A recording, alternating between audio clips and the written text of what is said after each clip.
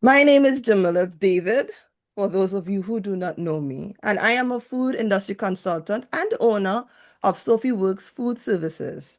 And I am really glad that you are here. If you have been to a previous webinar with me before and you're back again, a special shout out to you. And in this moment, to everyone else, I hope that you are not firefighting some major crisis or juggling three conversations while trying to eat because you haven't eaten all day. For the next hour, I am asking for your precious attention. In return, I intend to give you the value that you signed up for. Now, how will I know that I have your attention? Well, I will be asking questions through polls. You can share emojis if something I say resonates with you. You can put comments in the chat. And at the end, I will give you the opportunity to unmic and share your questions or experiences. And as always, my core intention is to meet you where you are and have an insightful conversation from there. Just a second, I was just admitting some persons. This is a question that I am sure I'll be asked. I'm going to address it from now. The last poll that will be launched this evening, will be asking for your feedback on the session. In appreciation for you completing that poll, I will gift you the key takeaways from the session. So you will not get a recording, but you will get the key takeaways. Is that okay? Cool? Now, today we are going to be discussing something that affects every food business, whether you are small, growing, or already established. And that is the food safety mistakes that quietly put food businesses at risk. But before we get into it, I want to understand who is in the room. And so I'll be launching this poll. A poll should be on your screen now. So let me know, what sector are you in? Are you in food services, like restaurants, catering, food trucks, agro-processing, from produce, meat, fish, eggs, dairy, honey, manufacturing? You do baked goods, sauces. I know we have a lot of pepper sauce makers in Trinidad, right? So snacks, what are you doing? If you're in distribution, from being a supermarket, from a parlor shop right up to your more established distribution networks. Are you here? Support services. Support services are so important to ensuring that this whole sector works. All right, I see I have. Okay, good. We have a good mix of food service and manufacturing present in the room. And the pool now. Share. All right. So you and all can see who is in the room this evening. And thank you for being here. Now, why does this conversation matter? I'm going to tell you a story. It's based on a true story, but some details have been changed so that the focus would remain on the message and not on what happened. And you trying to remember, I wonder if it was this company, that company was this time. I wonder if it's that WhatsApp that I saw. I want you to focus on the message because honestly, this could have been any similar business. And the meat arrives at the time of a shift change. The person who receives the meat in good condition did not put it in the freezer immediately because the freezer had to be reorganized first, and the space had to be made for the new meat to fit. This person had an important engagement after work, so he could not stay back. And so he reasoned to himself that the meat was frozen. He could stay outside until his replacement arrived and he could handle it. So he left. His replacement arrived at work late and had to deal with several firefighting episodes before he noticed that the meat was still outside. He saw that it was defrosted, but he just cussed the guy who worked the morning shift in his mind and shoved it in the freezer. When it was time to use said meat, the cook could not find the meat thermometer and assumed that if he left it on the grill long enough, it was cooked. But the grill was due for maintenance, and the actual temperature that it got to was lower than the setting on the dial. By the time the meat got to the consumer, who took it home to eat, they didn't eat it right away. They saw maggots in the meat and it smelled off. They grabbed their phone, like the first thing people do nowadays, before they help you, before they do anything, they grab their phone and started to post a detailed video of their meal. And that, of course, went viral all over social media. Public health shut down the business, citing food safety violations. Although the business owner fixed all the issues and reopened, their sales plummeted and they were unable to stay open because they were no longer profitable. So why does this conversation matter? One of the biggest misconceptions is that food safety failure happens suddenly. They don't. They build quietly over time.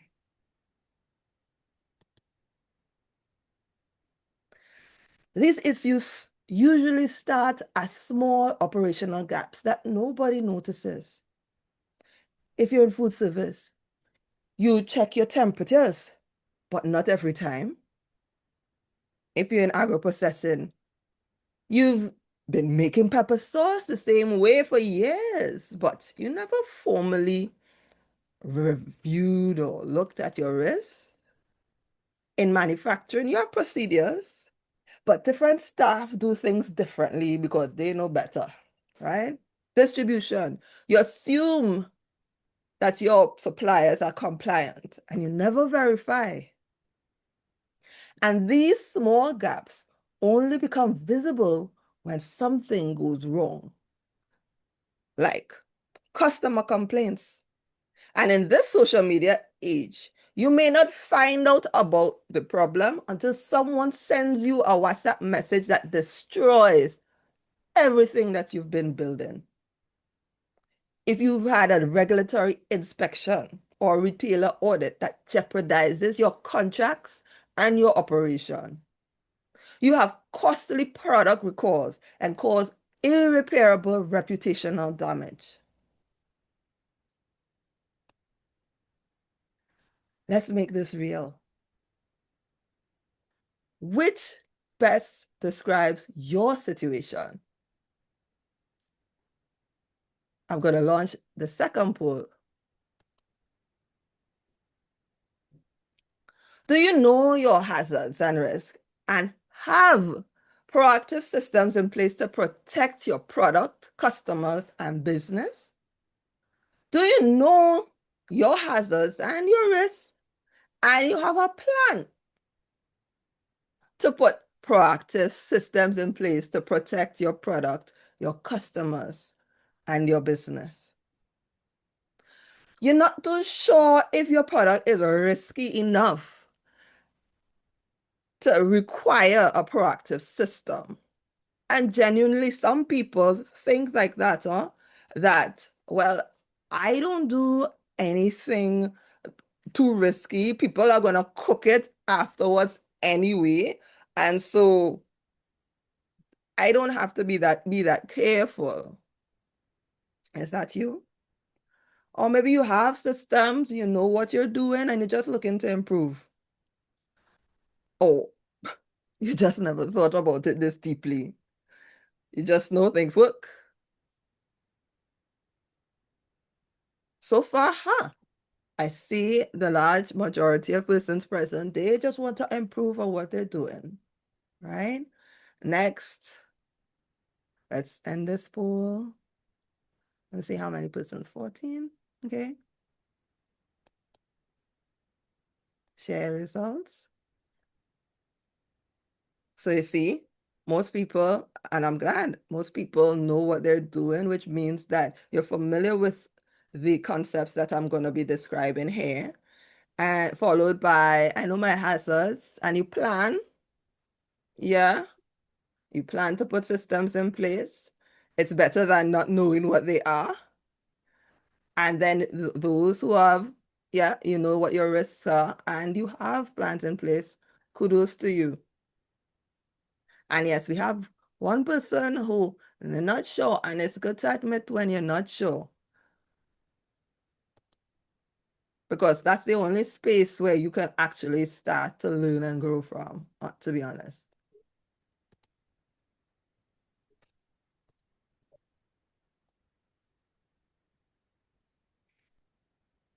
Many businesses believe that food safety is about a clean facility. This is one of the fundamental principles, of course, but food safety does not end there. Sometimes you think it's about having experienced staff, people who know what they're doing. I have heard persons boast about making the product for decades and they never had a problem before. What is unsaid is that what I am doing works. So why do I have to change? I don't need your fancy systems. You know, anyone who is in the food industry, especially trying to implement systems, I'm sure you've gotten those vibrations before. They think it's about doing something properly, which is a must. But there are also some things that are out of your control, but you will still be held accountable for.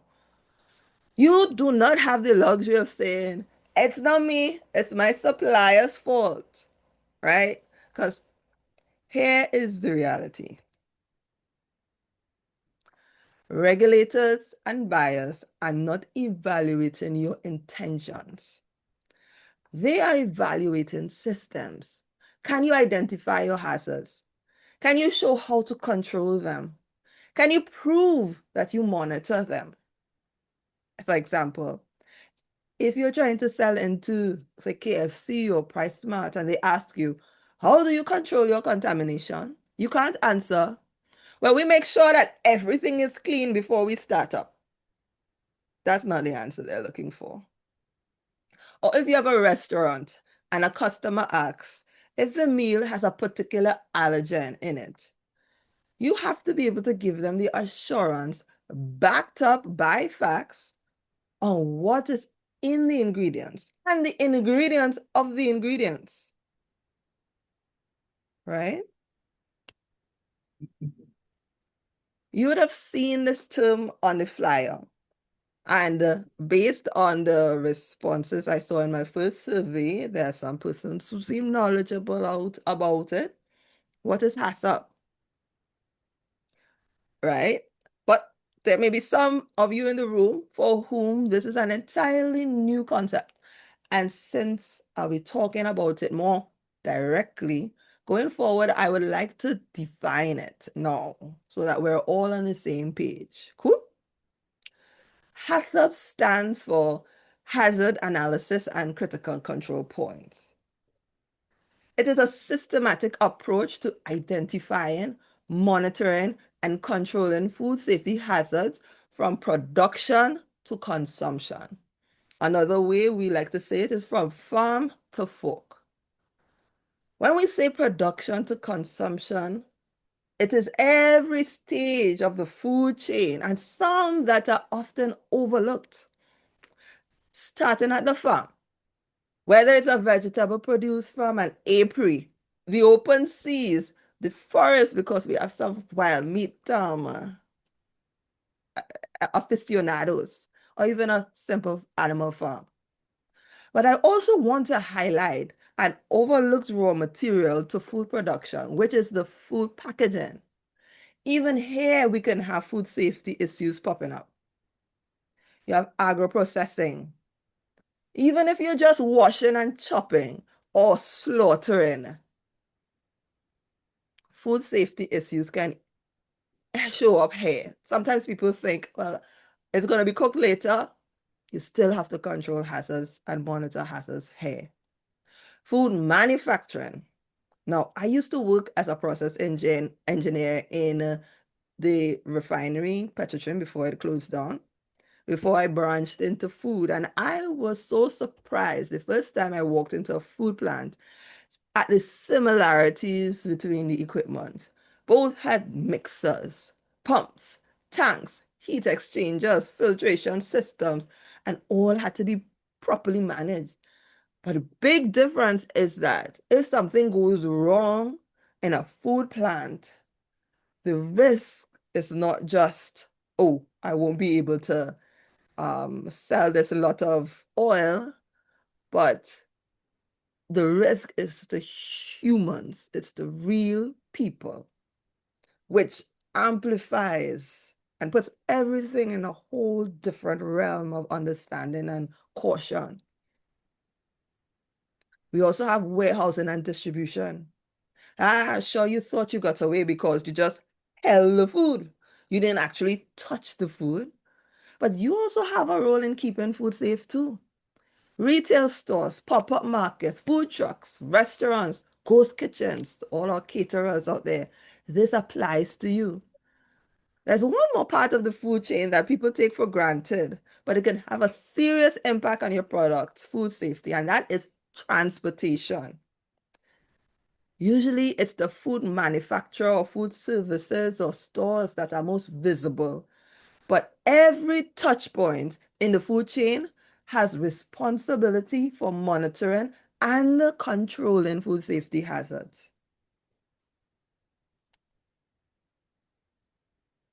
Now, here are some of the most common gaps that I see across businesses.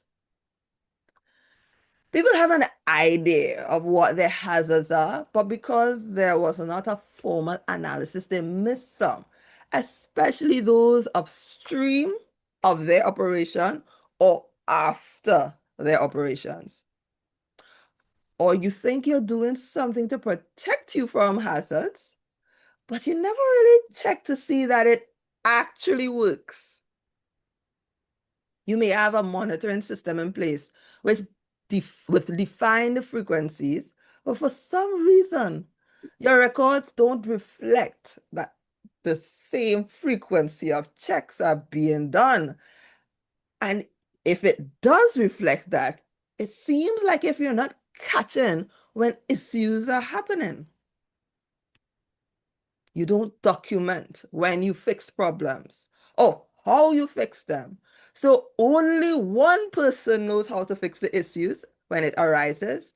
So if they retire, are on holidays, or they left the job, nobody now knows how to fix the problem, right? You have unclear responsibilities. This shows up as you chronically suffering from the everybody, somebody, anybody, nobody problem. Don't know if you all ever heard this one, but I'll share it with you. It's a poem. Whenever there was an important job to be done, everybody was sure that somebody would do it. Anybody could have done it, but nobody did it. When nobody did it, everybody got angry because it was everybody's job. Everybody thought that somebody would do it, but nobody realized that nobody would do it. So consequently, everybody blames somebody when nobody did what anybody could have done in the first place. This is a story of production. I don't know if you ever experienced that and you're here, just give a thumbs up if you understand where that poem is coming from. It tends to happen when you move from a small team and you scale up to larger teams and you've assigned roles to people, here's where you start to hear things like, that's not my work, which wasn't a problem when there were just one or two persons involved in the operation. Everybody present knew that it's either you or me, and we have to get it all done. Full stop. Things change, the dynamics of things change as you start to grow. Now, I don't want you to feel like your business is on the brink of falling apart, because most businesses are doing something, but it's not structured. And that leaves you vulnerable and it limits the markets that you can access. Yeah. So let me launch another poll.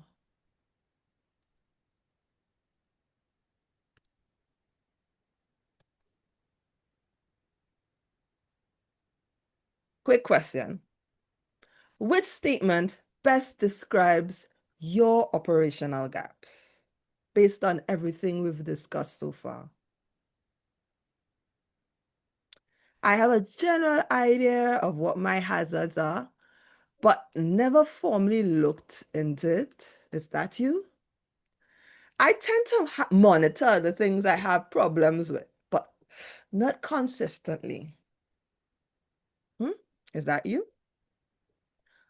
When I fix problems, I do not write down the solutions or what must be done to prevent it from happening again.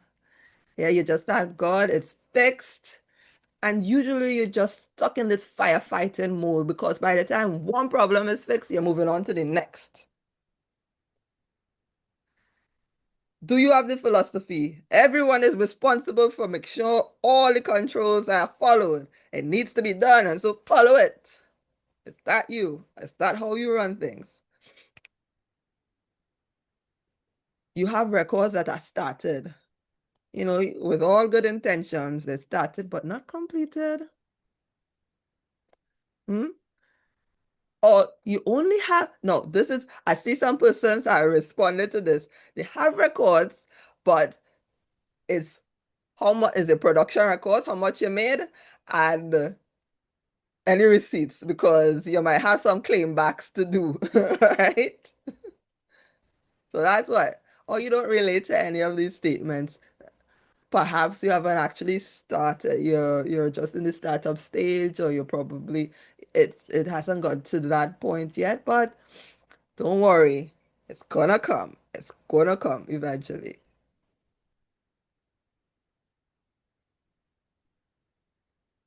right? So from these results, you can see the biggest at 25%. When I fix problems, I don't write it down. Documentation seems to be the biggest issue here, followed by you monitor things that you have problems with, but not consistently. The thing about that is the thing that you don't monitor, especially if it's a critical area, might just be the thing to bite you in the butt, right? So, something to think of.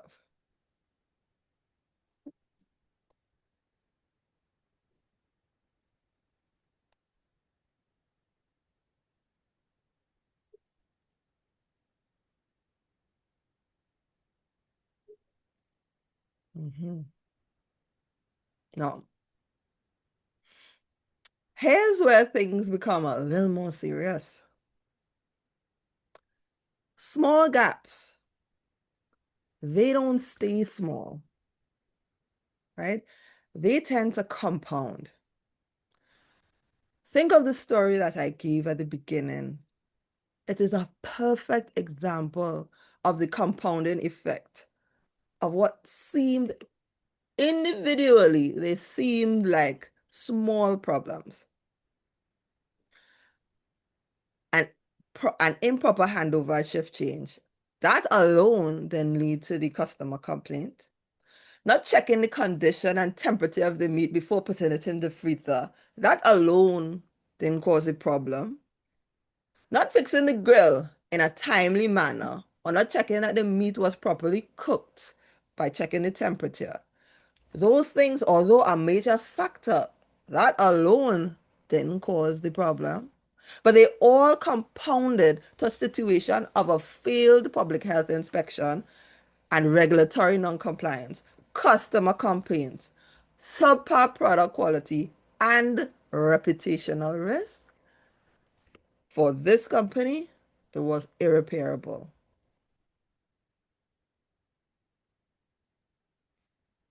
This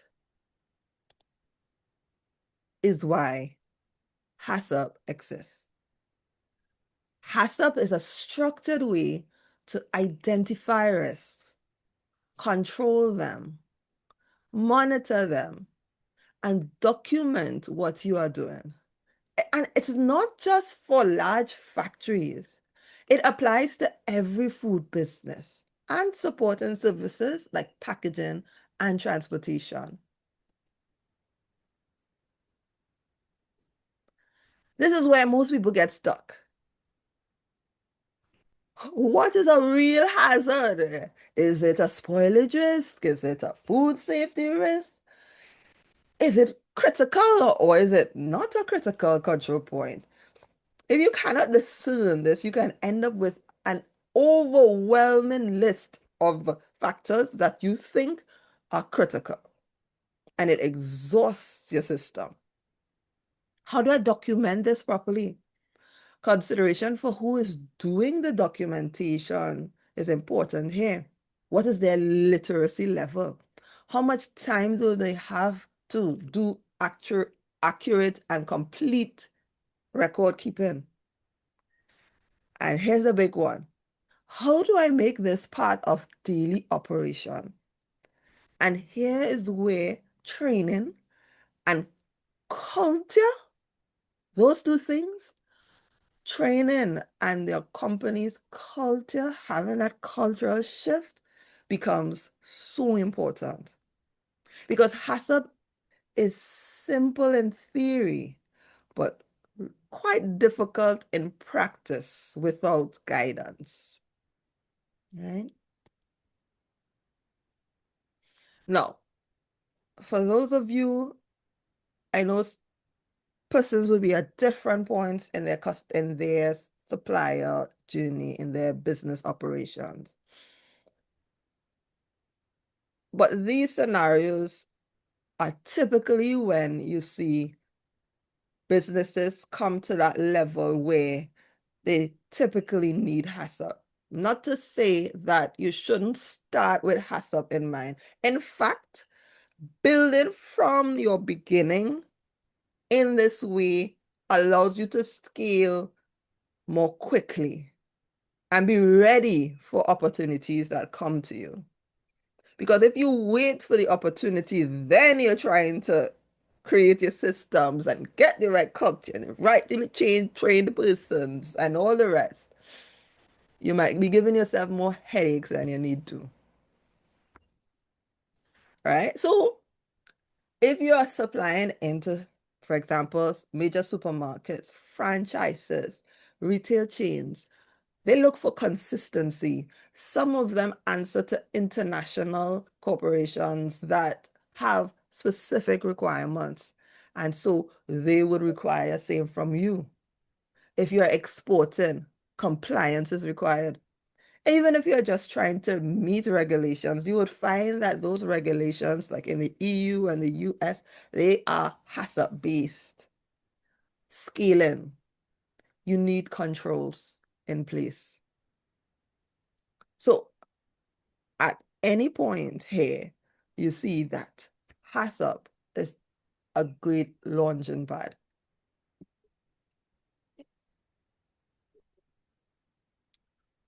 One of the biggest misconceptions is that HACCP is documentation you have to have in place to show the auditor. HACCP isn't paperwork, okay? Let's agree on that.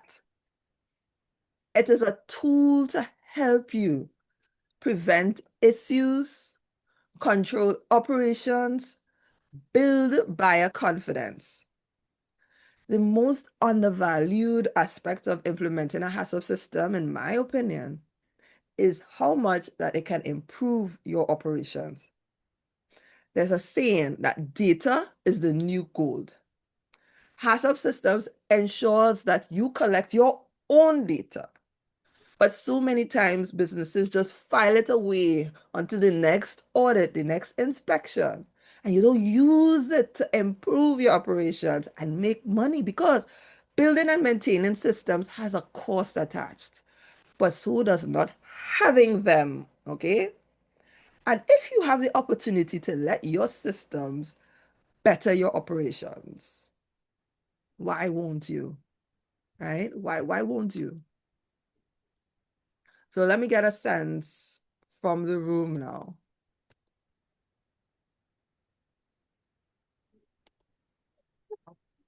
How are you feeling? How are you feeling? 33 people in the room. I said a lot. Let me open the chat. I saw some chats messages came in. Let me see. Is anyone making?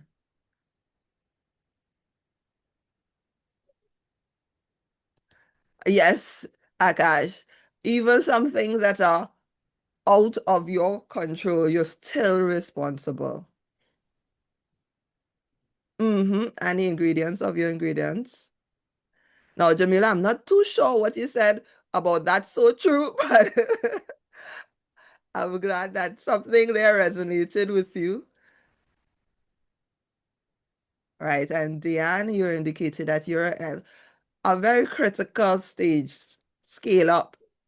That's a really important transition point. And you want to make sure that you give yourself the best foundation to launch in the right direction.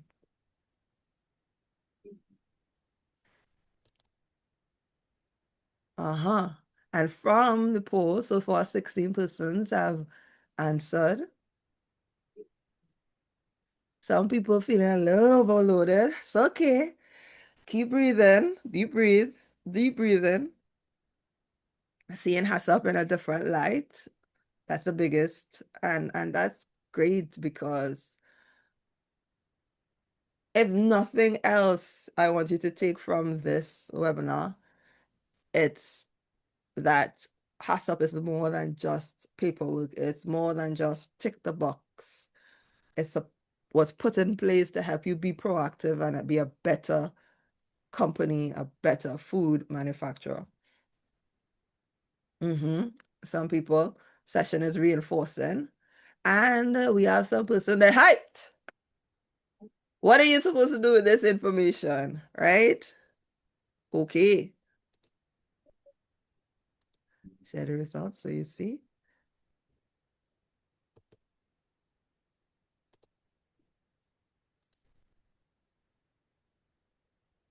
Now, for those of you who chose the last option, the people who are hyped up, ready to go, what are you supposed to do with this information? I have some good news for you.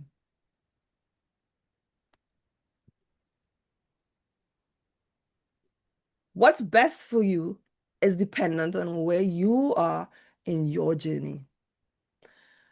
Some of you, and it seems so, you have a HACCP system in place already, but you may be struggling with the implementation side of things. Engaging Sophie Works as a consultancy can help you get out of that rut. And some of you may want to learn more or empower your team, and training might look like a better option for you. So let's discuss both tracks a little bit more. The training offered by Sophie Works Food Services is an international HACCP Alliance certified training, where your certification will have an internationally recognized seal confirming the quality and authenticity of the training that you received. But it's also designed with your practical needs in mind. To meet the minimum certification requirements of 21 hours, there will be 7 online sessions, 3 hours each. To minimize that overwhelm and to cater to persons who cannot dedicate full days to study, not with a business to run or a day job to go to, right? And you don't have days or you don't want to use your days because you have something else to do. So 3 hours over 7 online sessions will allow you to gain the information that you need. And you would have practical industry examples from industry experienced instructors. You're not just getting theory. Your instructors will be myself, Jamila David, and Miss Janelle Yard Blackman, with a combined industry experience of over 42 years. About Trinidad, where we only really started to take systemized food safety seriously about 20 years ago. This is impressive, as we have worked primarily with companies that are building these systems from Codex, HACCP, BRCGS, SQF, FSSC 22000, FISMA, or from scratch. We also have the educational background and teaching experience to ensure that the theory is broken down in a manner that you can digest and apply. With Sophie Works, you also have a partner capable of offering you practical, implementable support. We do gap assessments or inspections, food safety plan development, standard operating procedure development, employee training and coaching, and more. Just say the word and we can customize something that works for you. In conclusion, what are your next steps? You can join the upcoming HACCP training in May that will run so it's 7 sessions from the 11th to the 14th. There's a short break because there's a weekend in between. Then from the 18th to the 20th, from 5:30 to 8:30 p.m. And the cost is just $466 US, which translates to 3,185 TT dollars. If you want to do that, the HACCP registration code is on the screen under the QR code. So you can either scan this QR code or you could visit through the link.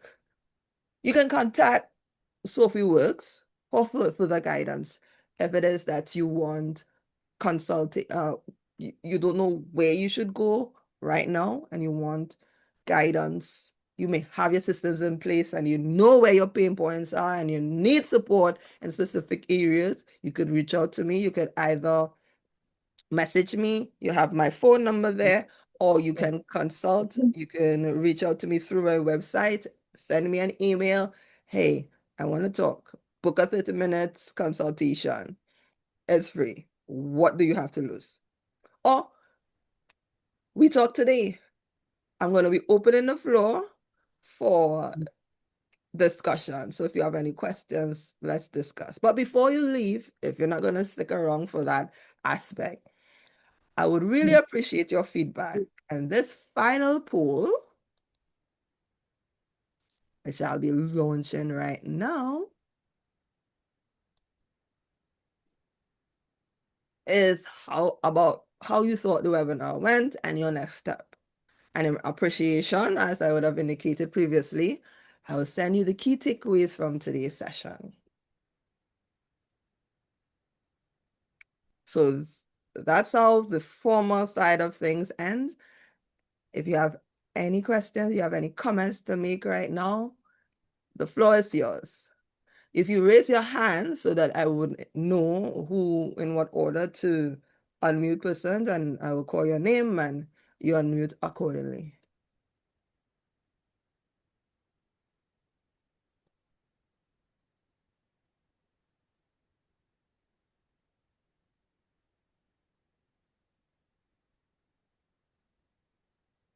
Okay, I'm seeing some. Eric says implementation is my greatest concern or challenge right now. Yes, that and it's so funny. You can do the training, you conceptually you understand what is supposed to happen, but for some reason it doesn't seem to translate from mind to there's a gap. There seems to be some broken link between mind to actual implementation. And I would have seen that when I worked with Rockland Limited. They're a frozen dough company here in Trinidad, and the first BRCGS company to be certified in Trinidad. There was a packaging company as well, but the first food manufacturer to be certified to BRC in Trinidad. And we started from ground zero. And what makes me really proud right now is that it's not just that they became certified, but for 3 years running, they were able to maintain the systems and be recertified and recertified in 3 years running with the support of Sophie Works and keep improving to a point where I could actually see that the systems are part of the culture. It doesn't start that way. It's always a rocky start, but over time, and with that right management support, you can move mountains. Akash, thank you very much for your feedback, very informative. And Laura, engaging and well structured, thank you.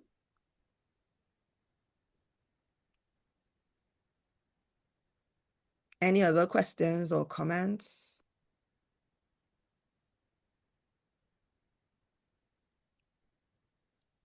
I would have asked for an hour, but if you don't have anything to say, then you just gain back 15 minutes, maybe. Thank you, Mariella. Great. Thank you so much for your feedback, Mariella.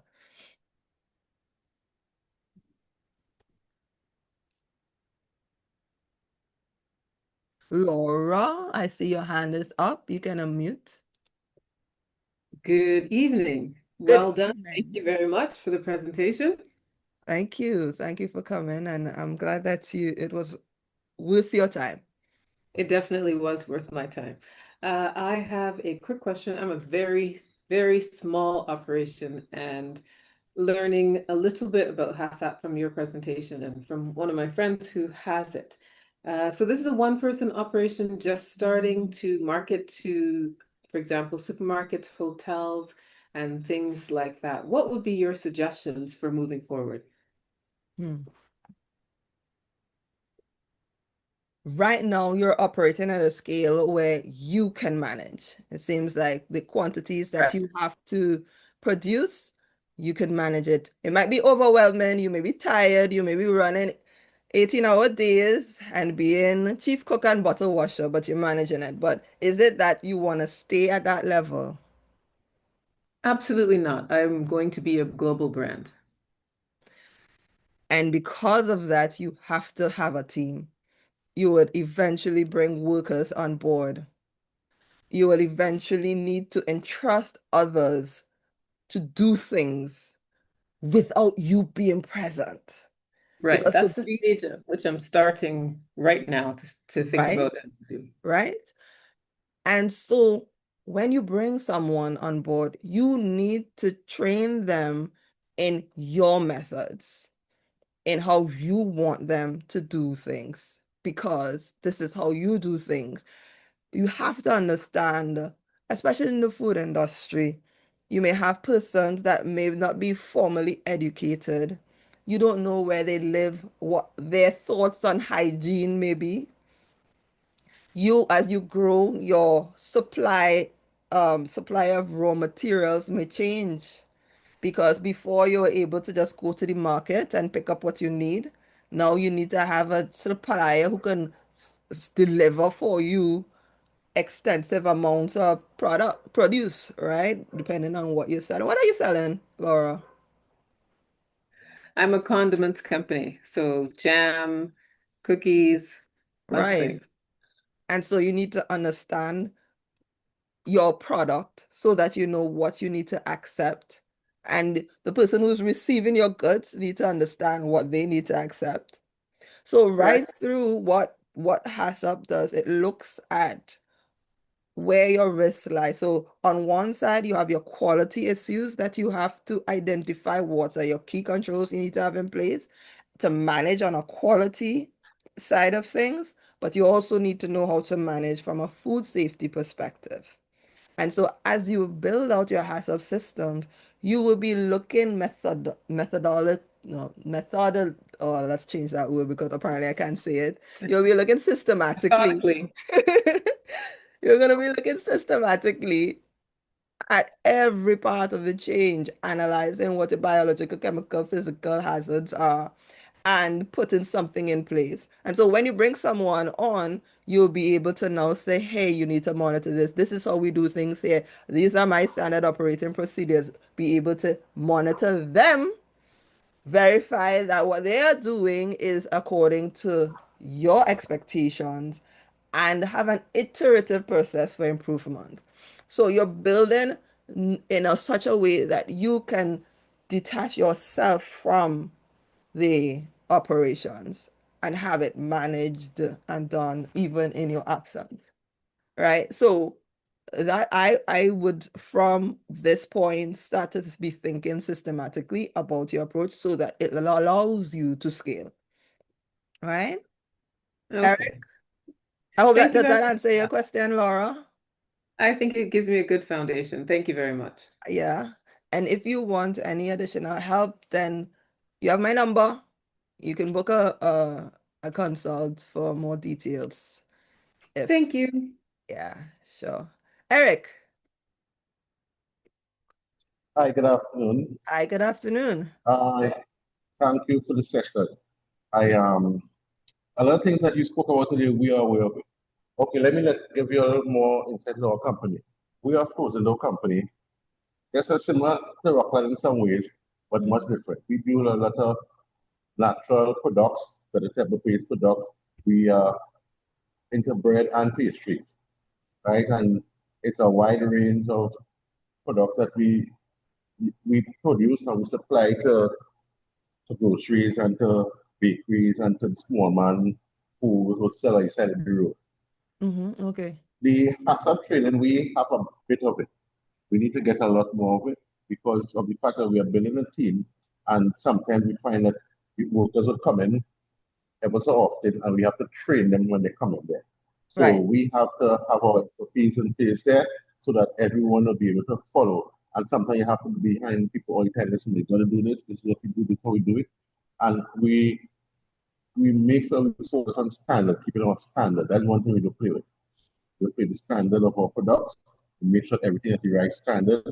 As my wife says, if your child can't eat it, if my child can't eat it, then your child can't eat it.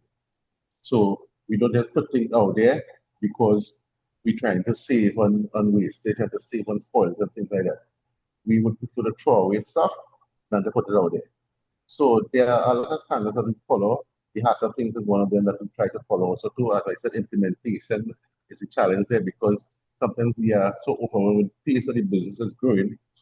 You have to sit back and settle down and take some time. And the demand sometimes is a bit overwhelming. Mm. So, we just gotta to reach that point where we need to really reflect, sit back and reflect how we manage through the growth stage, how we put things in place, lasting things in place, so that we will continue to grow in the way that we want to. Yeah. Yeah. Totally understand what you're saying there, especially so you have persons on board who are passive trained, you're familiar with the concepts and you're doing things in accordance with that. But the persons who are trained are the actual persons who are doing the work. And so they also need to be familiar with what's the right thing to do. And not just familiar, they need to be trained. And sometimes the persons who have the training don't have the time to do the training. And so that is some place that I can also support you doing refresher training, creating training programs so that you can implement because you may have persons, someone you have a hired staff who you might want to do the training, but they need coaching and development in order how to do this training. That is something that I can also support you with.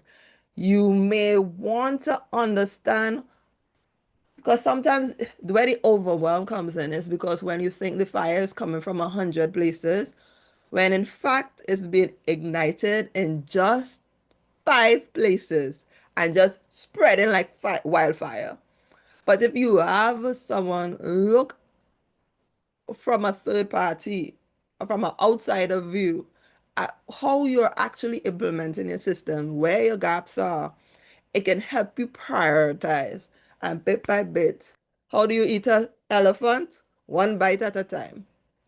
So that even as things are fast paced, when you do assessments, gap analysis, inspections, you can now say, hey, these are my critical areas, and let me prioritize and get this done so that you can have more control in the implementation of your systems. Yeah, make sense, Eric?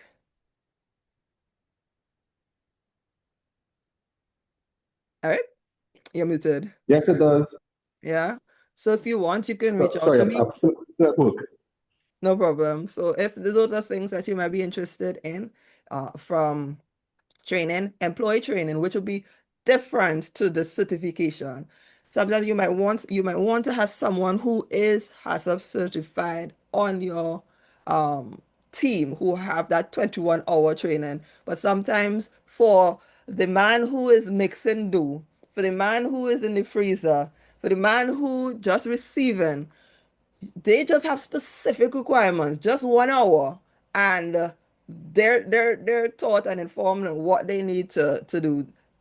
Right? If you come into my operations, these are the food safety, um, hygienic requirements. Right? So that wouldn't be the same sort of investment. These are more refresher training, more targeted training, employee-based training based on their job function. So if that's something that you might look into, and you could reach out to me about that. Diane Wells. Hi. Hi. Hi, good afternoon. Good afternoon. Very informative. Thank you so much because I'm at that decision-making point whether I should scale my home-based industry to move it into something that's more geared to supermarket distribution, etc. Mm-hmm. I have two questions at the moment, more obviously. If I'm scaling, can I still be allowed to work from my home? Question one. And question two, if I am allowed to work from my home, is it necessary that there should be a formal inspection by Clarifies, somebody in charge of food inspection and food quality? Okay, so one, you're asking, can you work from home? Two, you're asking, do you need a formal inspection? That's What you're correct. asking about is the law of the land, what is required to operate a food business in Trinidad and Tobago. As it pertains to working from home, you have to have your setup in such a way that there is no chance of contamination of between your home life to the operation. So you can be where you live, but your operations is distinct from that. So your personal kitchen isn't your business kitchen, right? That was one of the Yeah, things yeah, that yeah. public health Yes. would look at. And you asked about the inspection.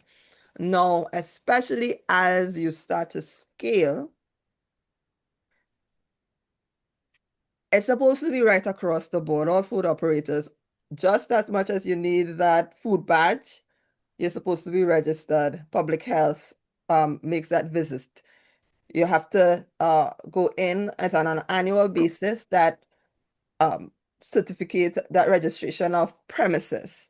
Now, I remember talking to someone who told me that, but I went in and I got my food badge. I thought they would just come. She just thought they would just come and inspect her, and since they didn't come, well, she thought all was fine. Or rather, that's it's their prerogative if they want to check me out or not. But in Trinidad and Tobago, unless there is some big complaint about the establishment, I don't see public health doing much spot inspections, right? That said, you go into the county office, the public health county office in the area in which you operate, and you have to now go through the process to get that inspection registration of premises. And then they will come and visit your inspection to see that it is food safe, you're operating according to food safety principles. Now, that said, if you ask them for what exactly they're looking for, they don't tend to be very detailed about the requirements. But if you ask someone like myself before you go, because it could be quite a long, drawn out bureaucratic process with our public health system. But so you don't want to have to call them 10 times to just get the appointment and then 10 more times after they tell you to fix 10 things, right? So having an inspection of your facility, and sometimes even before you might be going to check on a new facility, you want to move to some place, right? As you're operating in your kitchen, and you might want to move somewhere. Is this going to be acceptable for my product? The way I have to operate? You can engage me and we go through what you have in place. And I would benchmark it against international standards, but with that understanding of what it takes and what it's like to operate within our environment. So if that's something you're interested in, you could check me as well. Does that Okay, answer your thank you very question, much. Diane?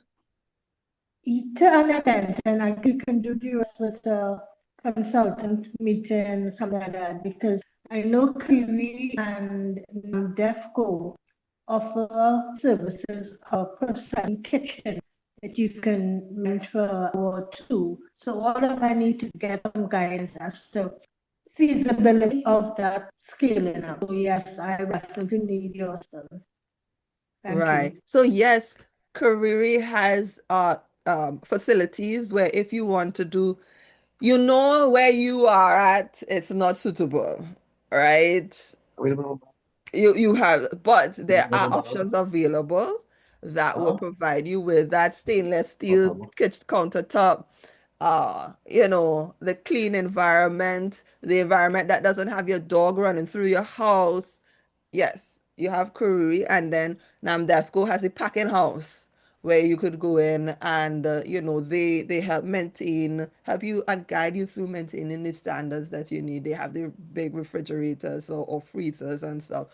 So yes, definitely, if you should reach out to them if it is that's the kind of service that you need. You can reach out to me if it is you want to assess if what you have is acceptable and what modifications that you might need to make if necessary, or if it is that you should just go straight to using an external, production facility. Yeah, Wonderful. Thank you so much. no problem, Diane. Nikki Graham, I'm not sure you say, I'm assuming it's Nikki. It's actually NICU, but that's fine. Nikki. So I've always pictured or heard of HACCP like in large scale businesses that usually are productions that usually produce like high risk foods. How what's it? So like in large scale productions, you'd have like CCPs like your baking and your rapid cooling and stuff like that. How would you picture that being utilized, or the HACCP concept being utilized in a small scale facility, like for example a cook shop that's just cooking lunches? Or is that feasible in the first place? Yeah, yeah. And I'm glad you So, asked that, because sometimes people think that you have to be some big operation, and that's only where it's relevant.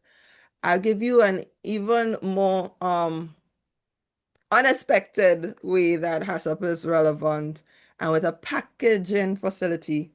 If you are a primary packaging facility where you are making the bags or the boxes that the food is going into, you need to know that the inks that you may use in your packaging isn't going to first of all, as food grade, isn't going to be transferred into the food, right?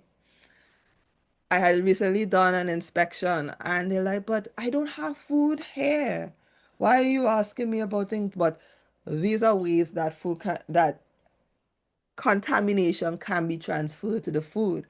Now, in your specific case where you're talking more in terms of food service, where you're cooking on the spot and sending off, from your produce right through to when someone eats your food. You've never had an instance where the food just went bad and you don't know why? You may start to use new ingredients and then you didn't check that there was an allergen, a new allergen in that particular food. People ask now what allergens are in your food. And as I said in my in my example in the presentation, you need to know the allergens within the food as well, because some foods are compound ingredients. Now I'm just pulling out specific things, but when you analyze your full chain, you will realize that, hey, from my production, not my production, my purchasing, can I reduce my waste by following certain principles like FAFO? Because I'm sorry. HACCP principles Oh, are I built forget. upon some fundamental What's prerequisite wrong with programs, right? As you sometimes we gravitate to just thinking Oh, what's about wrong the in on CCPs. the plate? Eric, you mind muting? Sorry. Sorry. No problem. Did you have anything else to add? Because I see your hand is still up. Oh, sorry. I forgot to take it down. Okay, no problem, no problem. Yeah. So monitoring and verification and understanding what your hazards are applies to all food businesses, even down to the trucks. If your truck also transports chemicals, you have risk there, because there's some packaging materials that can absorb chemicals. Some foods absorb and then they taint the foods. And you're hoping that the taint is just to the taste, but some could actually cause people to be sick. So the whole idea is to understand where your risks are, put controls in place, monitor, evaluate, correct if and when necessary, and improve. It's an iterative process. Right? So even if and you just say, I'm just selling food, people gonna eat it right there. You can still do better by implement, especially if you're not the one who is selling, I mean, making the food. Some parts of the process you have to outsource. I remember someone asked me, do you train people? Because now that there isn't, like hotel school, they have to, you as the cook, the chef, the owner, have to spend time teaching people, wash your hands before, make sure you put things away, maintain temperature controls, things like that. You may not call it or think of it as HACCP, but still, part of the process. Okay, thank you. No problem. Gary? It's 7 o'clock. Now I can continue talking, answering questions, but nobody feel obliged. I just asked for an hour, but yeah, I don't mind staying a little longer and answering. Yes, Jamila. I put it in the chat, but Oh, thanks for the presentation. But I'm seeing your WhatsApp number seems to be mhm. missing a digit. If you could just clarify that. 742-3731. Okay. Oh, the one is down below. I'm not seeing it from here. Yeah. The 742-3731. All right, thank you. Sorry about that. No worries. Did I stop sharing? Oh, it's still sharing.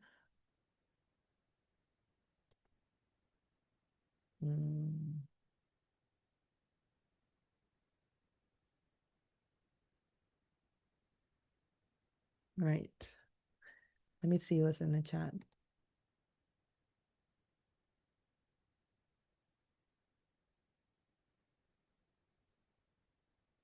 Gary, did you have something else to say? Your hand's still up.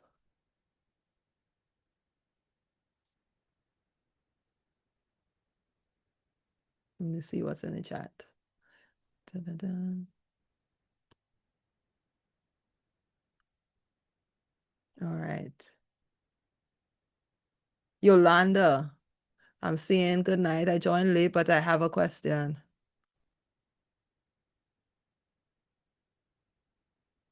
Or Yolande. Is Yolande still here?